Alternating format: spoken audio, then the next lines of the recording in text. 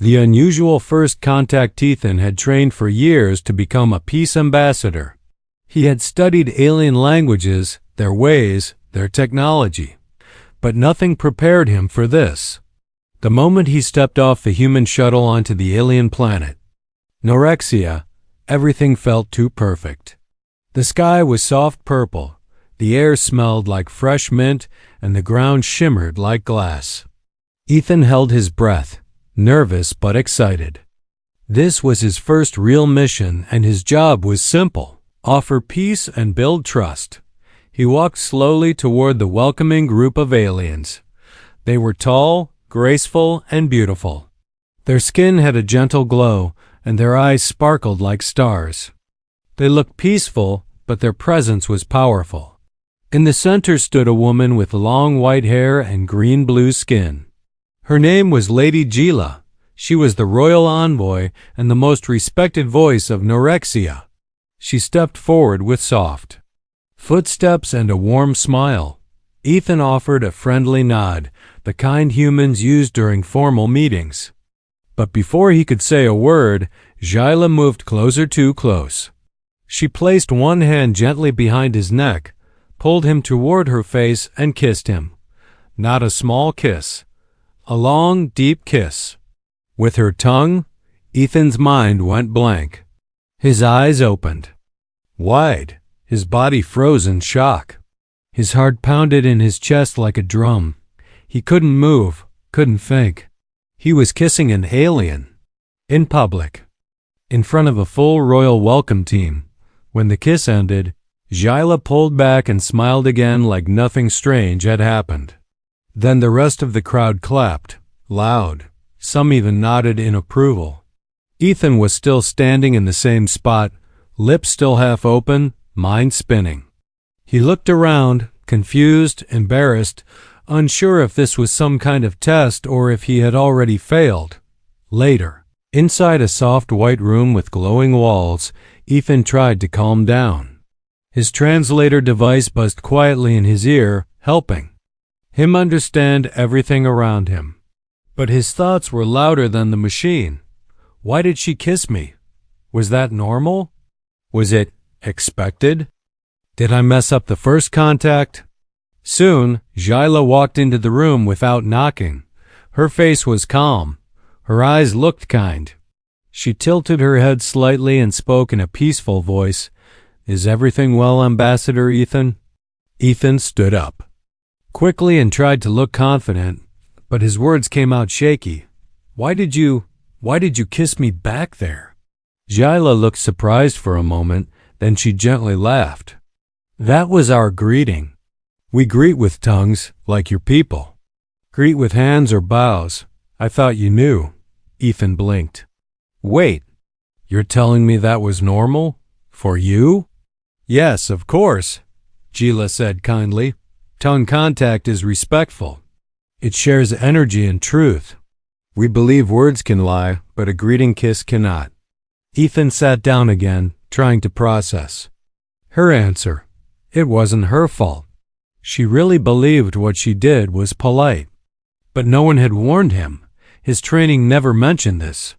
How could something so intimate feel so casual to them? "I didn't know," he said.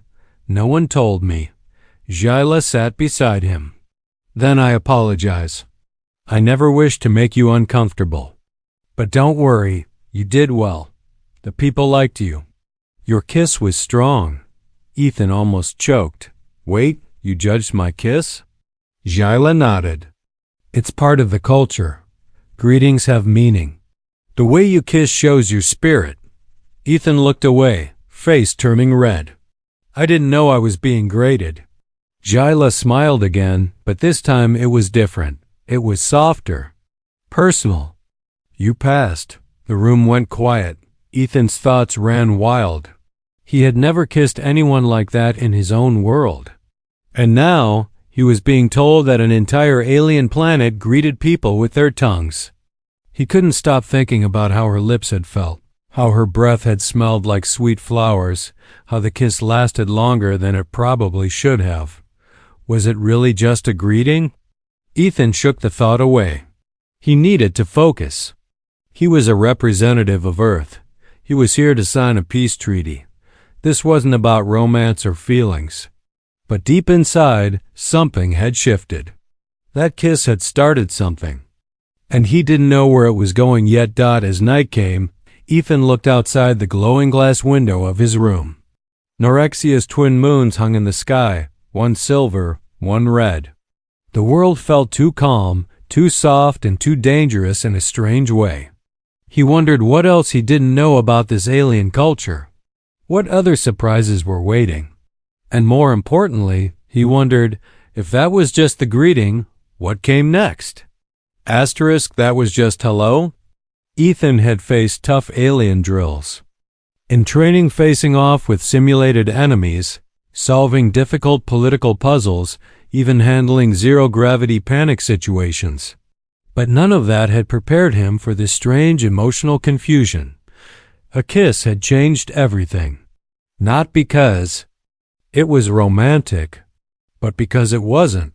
Not for her. After the welcome ceremony, Ethan couldn't sleep. He sat on the edge of the soft floating bed, trying to understand what had just happened. In his world, a kiss, especially one with a tongue, meant passion, intimacy, even love. But here, on Norexia, it meant hi. He had been kissed more times that same day. One by an elderly male leader, another by a teenage noble, and twice by guards who passed him in the hallway. It wasn't sexual, it wasn't romantic, it was just culture. But to Ethan, it still felt strange. His brain knew it was harmless. His heart didn't agree. The next morning, Jula returned. She carried a round glowing fruit and offered it to him. It helps with mental balance, she said. I thought your energy felt heavy yesterday. Ethan took the fruit but didn't eat it.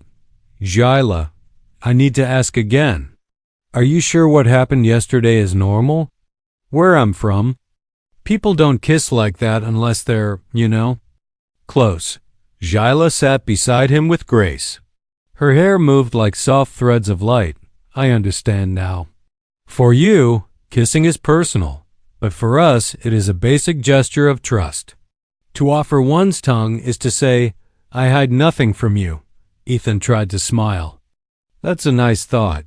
But where I'm from, if someone kisses you that way in public, people stare. They talk. Jula raised one eyebrow. Why? Is truth shameful among your kind? That made Ethan pause. He couldn't answer quickly. Maybe humans did hide more than they admitted. Feelings, desires, even pain, most of it stayed behind smiles and polite nods. No, it's just different. We're private about some things. Kissing is one of them.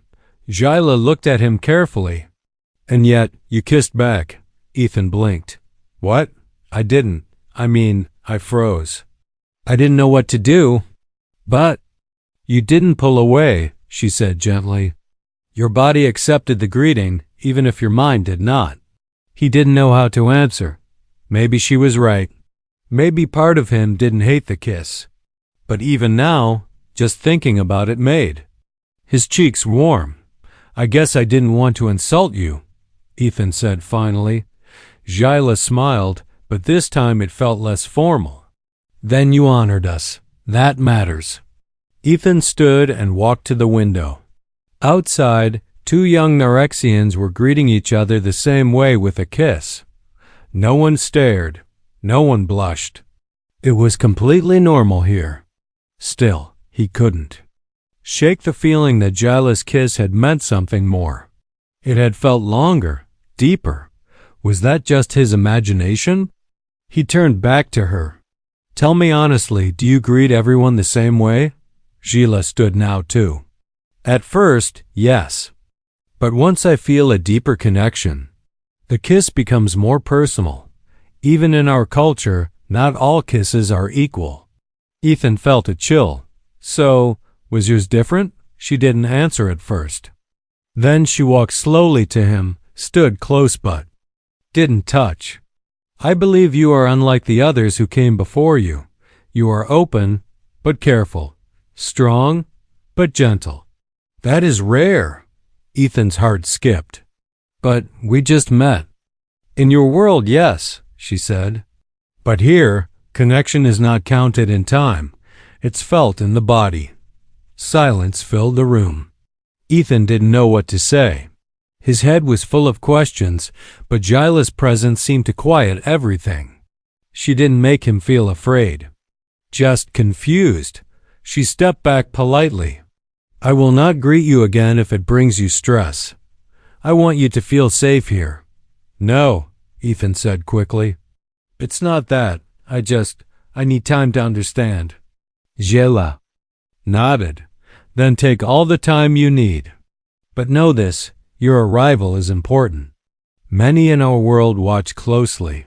Some want peace. Others do not. Ethan raised an eyebrow. There are those who don't want peace with humans? Jyla's expression darkened slightly. There are. Those who believe humans are too different, too wild. They fear what they don't know. Ethan crossed his arms. That's funny. Some humans think the same about aliens. Jyla tilted her head, eyes shining. Then we are more alike than we think. A moment of quiet understanding passed between them. Ethan finally picked up the glowing fruit and took a bite. It tasted like sweet ice. Somehow, it made him feel calmer. As she left the room, Jyla stopped in the doorway. Remember, Ethan, in our world, the first kiss is just the start. And then she was gone. Ethan stood alone again, this time with even more thoughts than before. He still didn't understand everything. But one thing was clear. This mission was no longer just about peace treaties or cultural studies. Something was changing. Something real was starting. The cultural shock deepens, Ethan thought. He had seen enough surprises in his first 2 days on Neurexia. But he was wrong. The kiss was just the beginning. Every hour on this alien planet brought something new and something stranger. The deeper he went into their culture, the more he realized how little he truly understood. He woke early, still thinking about Jyla's words.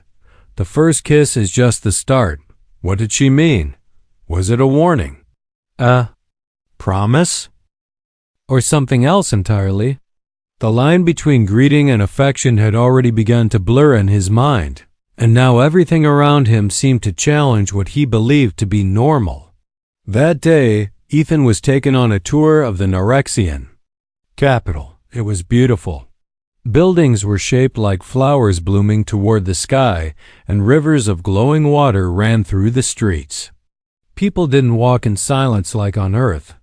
They touched each other gently, even strangers. Hugs, kisses, and warm hands on faces, it was all part of daily life. Children kissed elders on the lips before school. Shopkeepers greeted buyers with soft forehead touches and brief kisses. Couples kissed often, but so did friends. Ethan felt like he was watching a planet where love and trust were everywhere, but it was also confusing. He kept wondering, how do they know when it's real love? How do they tell the difference between a polite kiss and a personal one? Then came the moment that made things worse. He entered a public chamber, something like a Neurexian museum. Jyla guided him to a tall sculpture showing 2 figures kissing. It was clearly important. This, she said, shows the moment our ancestors ended a 1,000-year war. Not with weapons, but with the first greeting of peace. The kiss that saved our world. Ethan nodded slowly. So your people have always used kisses this way? Jyla placed her hand on the sculpture. Yes, we believe sharing breath and energy with another shows you mean no harm. It is a way to open your heart without saying a word. Ethan tried to respect it, but deep down, part of him still struggled. But what about real love, romance? How can you tell when a kiss is special? Jyla looked at him for a long moment. Then she said, because it lingers. The greeting ends quickly. The real kiss holds on. Her eyes didn't move from his. Ethan felt his chest tighten. There was a silence between them that said more than words ever could. But before he could speak, someone else walked in. A young Norexian girl, a diplomatic trainee named Hina, rushed over to Ethan. She bowed, then stepped close and kissed him the same way. It was fast, polite, and smiling. Ethan barely had time to react before she stepped back and said, "Thank you for being with us, human. We feel your warmth." Jayla didn't speak. She simply watched, and that's when Ethan understood something else, something important. Not all kisses felt the same. Jayla's kiss had burned into his memory. The others, like Yehina's, didn't leave a mark. Later, in a private garden filled with floating petals and warm air, Ethan finally asked what he had been holding inside. "Jayla, was our kiss really just a greeting?" Jayla touched the edge of a glowing flower. It began as one. "But it didn't feel like just a greeting," Ethan said quietly. She turned to him. "No, it didn't." Ethan felt both. Relief and fear. Relief because he hadn't imagined it. Fear because now everything had changed. This wasn't just cultural confusion anymore. This was personal. And it could get complicated. "I don't know if I can handle this," Ethan admitted. "Your world is beautiful, but I'm not used to this much closeness, this much touching. I feel like I'm always guessing." Jayla nodded. "It's all right to be unsure. But don't forget our way is not meant to control or confuse. It's meant to open hearts. It's okay to protect yours too." Ethan smiled slightly. "You know, on Earth, people take months to build trust. Sometimes years. And even then, they're afraid to show what they feel." Jayla stepped closer. "Then maybe Earth can learn something from Norexia." Ethan didn't step back. He didn't move at all. Zhyla reached for his hand. "When we greet, we share. When we love, we hold." Her fingers were soft and warm in his. It wasn't a kiss this time, but it felt even stronger. For the first time since he landed on Norexia, Ethan didn't feel like a stranger anymore. He still didn't understand everything, but he didn't need to. He was beginning to feel something deeper than fear or confusion. Something that didn't need translation. Private confession from Jayla. Ethan had learned one thing for sure. Nothing on Norexia was simple. Every word had layers. Every action held meaning.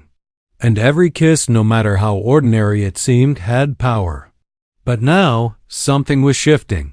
The days no longer felt like a mission. They felt personal. The world was still foreign, but one person had become familiar. Zhyla. She met him often, sometimes for official matters, sometimes for quiet walks. They spoke of peace between their worlds, but more and more, their talks turned personal. Ethan noticed the way her voice softened when she spoke to him alone, how she paused longer after each touch. The greeting kiss was gone now. She had stopped offering it without him asking.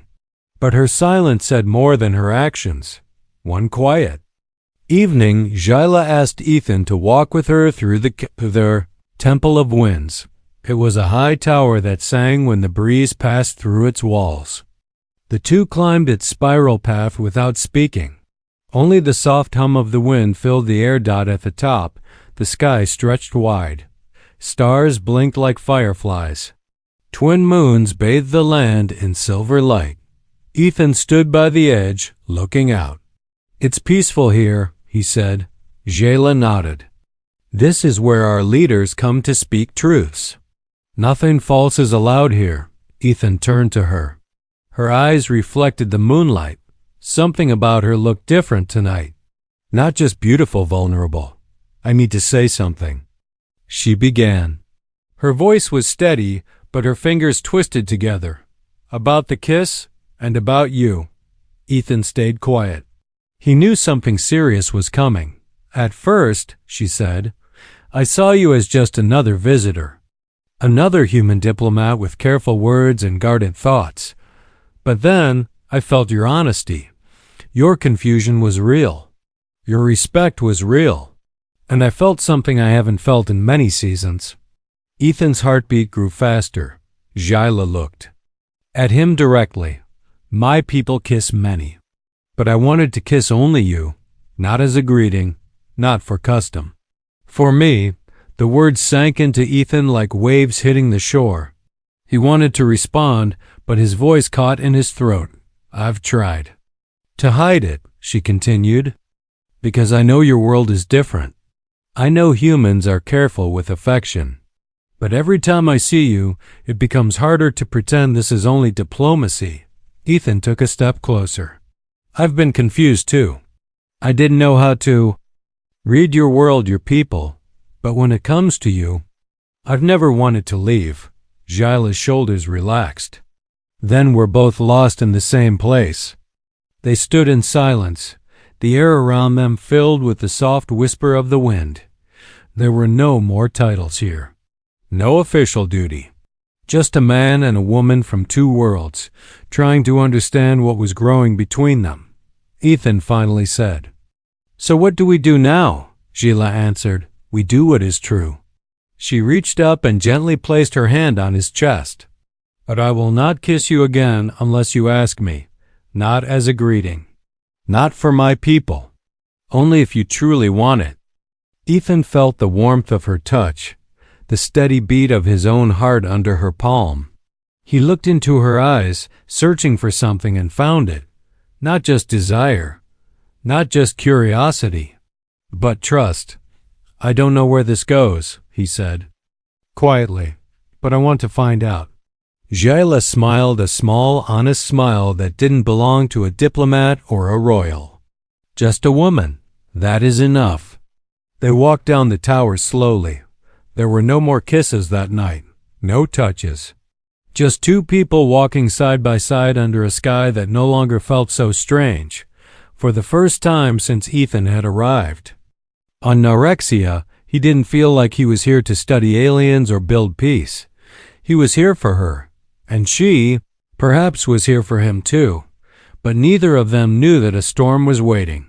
Jealous eyes had been watching from afar, and not everyone wanted a human hand to reach the heart of an Naurexian royal. Asterisk danger in the shadows. Ethan had finally found peace in Zyla's company. Her world was strange, yes, but her presence made it feel safe. They talked late into the nights, walked through glowing gardens, and shared thoughts that had nothing to do with politics or treaties. Something was blooming between them, something real. But peace never lasts forever. Not on alien worlds where fear still hides behind. Smiles started with silence. Zyla didn't come to their morning meeting. She never missed one before. Ethan waited an hour, then two. No message, no visitor. When he asked her assistant, the answer was strange. She's unwell, not to be disturbed. That didn't feel right. Later that day, Ethan was summoned by a council elder named Vilak. He had sharp eyes and a slow voice that felt like it was hiding something. Ambassador Ethan, he said, we thank you for your participation, but we must now question your deeper intentions. Ethan blinked. My intentions? I'm here for peace. Vilak's eyes narrowed. Then why has the royal envoy shown signs of emotional disturbance? Why had she broken traditional barriers with you alone? Ethan realized instantly they knew. Or worse, they suspected something more. I never forced anything, Ethan said quickly. Everything between us was honest and mutual. Vilak leaned forward. You are human.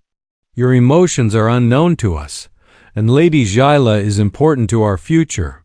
Her bond with you is dangerous. Ethan felt the warning behind the words. This wasn't a conversation. It was a threat dressed in calm sentences. Are you telling me I can't speak with her anymore? He asked. No, Vilak said slowly. We are telling you to remember your place. Ethan walked out of the chamber with a tight chest. Something was wrong. Deeply wrong. He wasn't just a guest anymore, he was being watched. That night, he received a message, but not through the normal channels. A child slipped a folded paper under his door. The writing was uneven, rushed. It simply said, "Meet me in the East Garden. Come alone." It was signed with a symbol only Gila had ever drawn for him. Ethan didn't hesitate. The garden was dark, but the trees glowed from within, casting soft blue light on the paths. He moved quickly but quietly. His steps were careful.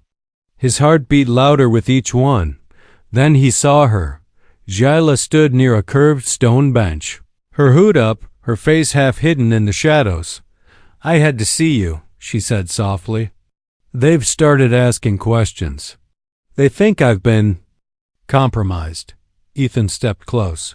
"You're not. I would never let anyone hurt your name." "But they don't understand humans," she whispered. "They don't believe love can grow between two so different." The word hit Ethan like lightning. "Love." She said it out loud. Gila continued. "They want to send you back to Earth, quietly, without shame, but they fear what you've stirred inside me." Ethan took her hand. "Then let them fear it. We didn't break anything. We built something new." She held his gaze. "Then we must protect it, even if they tried to tear it apart." Suddenly, a sound came from behind the trees. Gila grabbed Ethan's arm and pulled him deeper into the Feynen. Shadows. 2 guards walked past slowly, their glowing staffs in hand. They didn't see them, but Gila's grip stayed tight. Her breath was shaky. "They are not just watching," she whispered. "They're planning. If you stay, they may act." Ethan's mind raced. He wasn't scared for himself. He was scared for her. This wasn't just about culture anymore. It was about power, tradition, and fear of change. "I won't leave." "You," he said. Gila turned to him, her voice trembling. "Then we must be careful. For now, we return to silence. No visits. No talks. But this," she pressed her hand to his chest again, "this doesn't stop." Ethan nodded.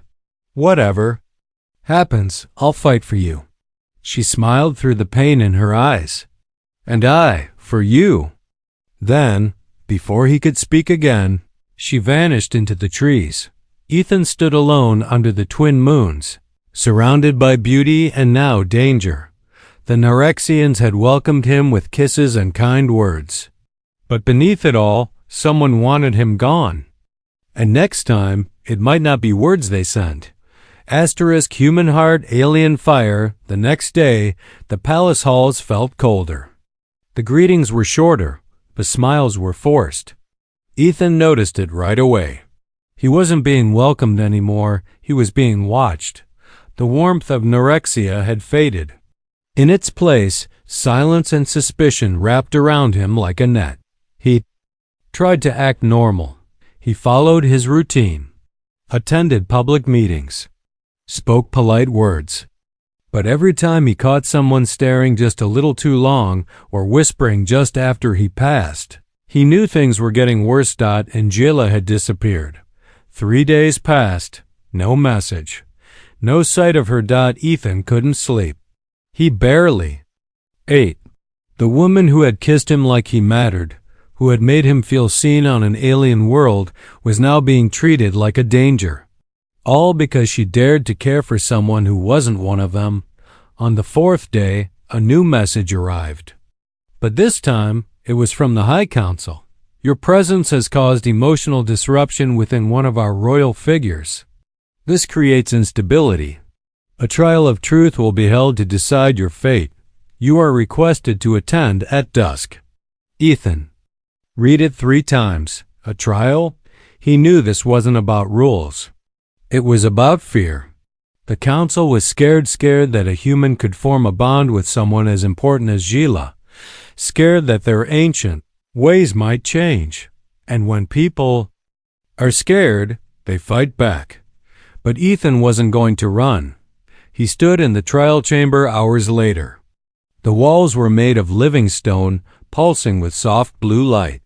Elders sat on curved thrones above him, their expressions unreadable. The room was full, but silent. Everyone had come to watch. Then Jayla walked in. Her head was held high, but Ethan could see the pressure in her eyes. She wasn't dressed in her normal silk-like robes. Instead, she wore the white armor of her house, an outfit reserved only for personal defense or public risk. One elder stood. "Ambassador Ethan, you are accused of crossing emotional boundaries and disturbing the balance between our species. Do you admit to forming a romantic link with the royal envoy?" Ethan took a breath. "Yes." Gasps moved through the room like wind. Even Jayla didn't expect him to say it so boldly. But Ethan wasn't done. He stepped forward. "I didn't come here to steal your traditions or break your rules. I came here in peace. But peace isn't just documents and quiet meetings, it's connection. And I found that with Jayla not through strategy, but through truth." The elder spoke again. "You believe your emotions matter here?" "Yes," Ethan said firmly. "Because love is not a threat. It's not a weapon, it's a bridge." A second elder leaned forward. "You speak as if we should change." Ethan shook his head. "No, but I ask you, has anything ever grown without change? You fear that my love for Jayla will harm your ways. But maybe it can do the opposite. Maybe it can show our worlds are not so different after all." Jayla stepped forward now. "He speaks from the heart. That alone is rare. I do not feel corrupted. I feel awakened." Whispers filled the chamber. The tension cracked. But some faces turned darker, colder. Not everyone believed in love. Then a voice spoke from the back, a deep one. "Humans are not meant to mix with us. You poison what is sacred." Ethan turned to see a tall Norexian dressed in crimson robes. Lord Tirak, leader of the traditionalist faction. The one who had always spoken against Earth relations. Tirak stepped forward. "This trial is a joke. The humans should be sent away. Jayla should be stripped of her title." Jayla answered before the elders could speak. "Then let the people decide." Gasps echoed again. Even the council leaned back in surprise. "You ask for open judgment?" One elder asked. Jayla nodded. "Let them see our truth. No more whispers. No more hidden fear." It was a bold move, risky, but it worked. The council agreed to delay their decision and allow public opinion to form. Ethan and Jayla were free for now, but not safe. Every move they made from this point forward would be watched, judged, and possibly punished. As they walked out of the chamber together, Jayla whispered, "You were brave." Ethan looked at her. "I just told the truth." She reached for his hand again. "Then we faced the fire together." Ethan held on tightly. The path ahead was dangerous. Their feelings had become more than private, they were now public. And in a world built on tradition, that kind of love could start a war. Or save everything. A new kind of greeting. The days that followed felt heavier. Ethan and Jayla had risked everything by speaking openly at the trial. Now the eyes of two worlds were on them. The people whispered, debated, argued. Some called it betrayal. Others called it bravery. But no one could ignore it anymore. A human and a Norexian had formed a bond that defied all rules. Ethan stayed close to the embassy, under quiet guard. Jayla wasn't allowed to visit him in person anymore. Messages were checked. Public meetings were canceled. The council called it protection. But Ethan knew what it really was, containment. Still, he waited. Every morning he woke wondering if today would bring punishment or a miracle. The miracle came on the sixth day. An urgent call arrived from the palace. The council had made a final decision. Ethan was to attend the closing ceremony of the peace talks. One last event, one last chance to prove whether peace between their species was truly possible, not just on paper, but in hearts. He prepared quietly, putting on the only formal suit he had brought from Earth. It looked dull compared to Norexian robes, but that didn't matter now. He wasn't there to impress. He was there to stand for something real. The ceremony was held in the Hall of Living Stars, a giant dome where the ceiling showed a moving sky full of galaxies. Every ambassador from nearby planets was present. Every Nerexian elder sat on their high thrones. The room was packed, silent, waiting. Then Gila entered. She walked slowly, dressed in a long silver robe that shimmered like the moon's. Her eyes searched the room until they landed on Ethan, and when they did, everything else disappeared. An elder stood and raised his voice. Today we honor the final step in the earth, Nerexia talks. We have heard truth. We have seen emotion. Now let action show what words cannot. Gila stepped forward. Her voice was strong, but clear. I, Gila of House Varine, accept the peace between our worlds, not just in speech. In spirit. The crowd murmured. She turned to Ethan and walked toward him, step by step, until she stood directly in front of him. The room held its breath. Ethan looked into her eyes. Gila. Is this allowed? She smiled softly. No, but it's right. And then, without fear, she placed one hand behind his neck, just like she did on that very first day, and kissed him. It wasn't a quick greeting. It wasn't tradition. It was choice. It was love. The hall went silent for several seconds. Even the ceiling seemed to pause its swirling stars. Then something strange happened. One of the elders stood. Not with anger, but applause. Another followed. And another. Soon, the entire hall echoed with clapping, some confused, some uncertain, but many filled with hope. The kiss had done something that no speech ever could. It showed that connection was real. That different didn't mean dangerous. And that love, even between species, could be a bridge. After the ceremony, Gila and Ethan stood together at the edge of the hall. She held his hand openly now. No more hiding. They will still talk, Ethan said quietly. Yes, Gila replied. But now they will talk with open eyes. Ethan smiled. You once told me the first kiss is just a greeting. What is this one? Gila leaned closer. This one is a promise. And for the first time, Ethan kissed her back, not with confusion, not out of politeness, but because he meant it. Later that night, as stars lit the sky over Nerexia, messages traveled across the galaxy. Reports of a human and a Nerexian kissing in a royal chamber spread far and wide. Some laughed, some cheered. Some were angry, but no one could deny what had happened. A new kind of greeting had been born, not from tradition, but from courage. Not from rules, but from hearts. And at the center of it all stood two people, once strangers from different worlds, now something more. Together.